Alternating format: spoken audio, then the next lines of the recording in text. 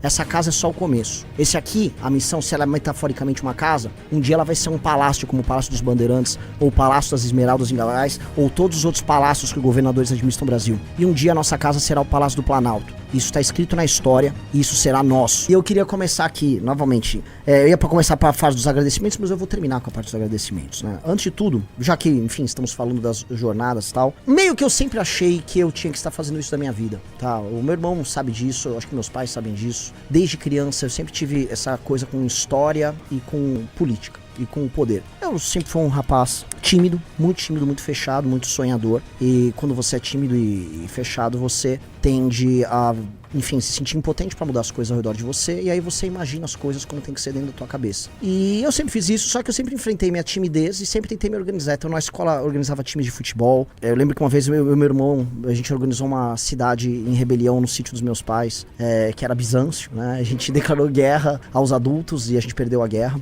Mas, enfim, um pouco da história da nossa vida, né? Declarar guerras e perdê-las. Na faculdade eu montei um partido acadêmico que chamava Movimento Resgate Arcadas, que foi roubado e tomado por amigos. E ele começou com um partido super inovador e tornou-se uma merda no final, mas no pequeno período em que a gente tocou foi magnífico. E depois fundei, junto com meus amigos, o Movimento Brasil Livre, com o Pedro, com o Alexandre, com o Kim, com o Riso, com o Gabriel, com o Fred, Carratu, o grande Marcelo Carratu. E nós começamos, e havia uma sensação quando a gente fez o impeachment da Dilma, que foi no dia 1, eu falava isso muito com o meu irmão, falei, vamos filmar tudo que vai dar um documentário, porque nós vamos derrubar a Dilma Rousseff. A gente tinha certeza durante todo o processo que a gente ia derrubar a Dilma Rousseff, e nós derrubamos a Dilma Rousseff.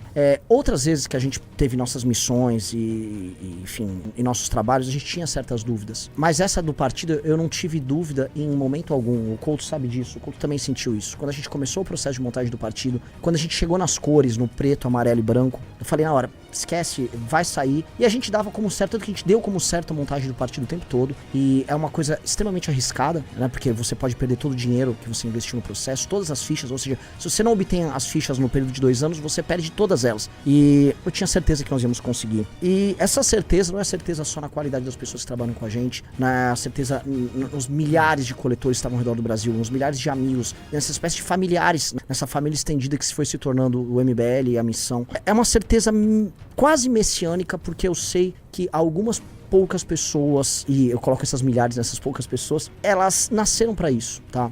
E você sentir que você é imbuído de um senso quase místico de colocar seu nome na história, isso faz muita diferença. Porque, por exemplo, o Arthur é um sujeito difícil, o Kim também é um sujeito difícil de lidar. O meu irmão e eu, a gente morava no mesmo quarto, né, por muito tempo, mas a gente sempre teve personalidades fortes.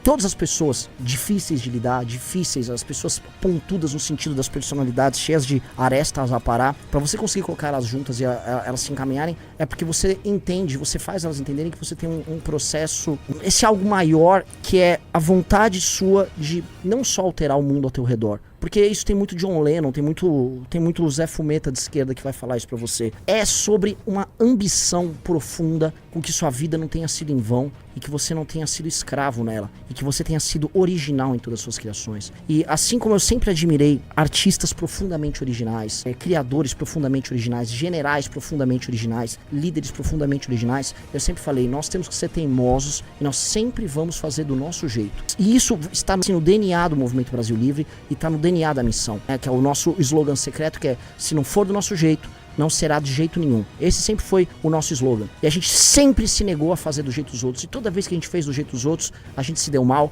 e a gente se sentia culpado, a gente se sentia sujo. Que era como se a gente estivesse violando a nossa integridade, a nossa real personalidade. E a gente nunca se deixou ser assim. E a gente sempre adotou o caminho difícil e o caminho estranho. E a gente acabou encontrando pessoas difíceis e estranhas no caminho. Naturalmente, nós fomos negados pelos adversários. E hoje eu não quero ficar falando de todos os adversários que agora estão com, nossa, olha só, que recalque. Dane-se. Eles nunca foram adversários pra gente, porque eles são apenas parte do processo. A história é sobre a gente. A história da nossa geração, as pessoas que viveram nos anos 20, 30, 40, 50 desse século no Brasil, viverão a história que nós vamos escrever. Essa história é sobre a gente. Então a gente não tem que se preocupar se tem um bolsominion ou um petista rasgando o cu agora. Não é sobre eles. Não é sobre eles, nunca foi sobre eles. Do impeachment da Dilma, o papel que nós vamos ter nas próximas eleições é sobre a gente. É sobre as decisões e a coragem que a gente vai ter e a integridade que a gente vai ter em ser original em absolutamente tudo. Em colocar o nosso nome e o nosso estilo e a nossa cara em todas as coisas. Se você é um jovem que tá querendo fazer política no interior do Maranhão, saiba que você vai ser original, com as nossas cores. Saiba que se você tá aqui escrevendo uma tese lá na Valete, como os nossos intelectuais, como a galera que pensa, seja original com as nossas cores. Nós queremos todos que estejam ao nosso redor, que exerçam sua subjetividade e sua originalidade com as nossas cores. É por isso que ninguém entende. Por isso que as pessoas falam, é o Dirceuzinho mandando. Não tem ninguém sendo pau mandado de ninguém aqui. Todo mundo aqui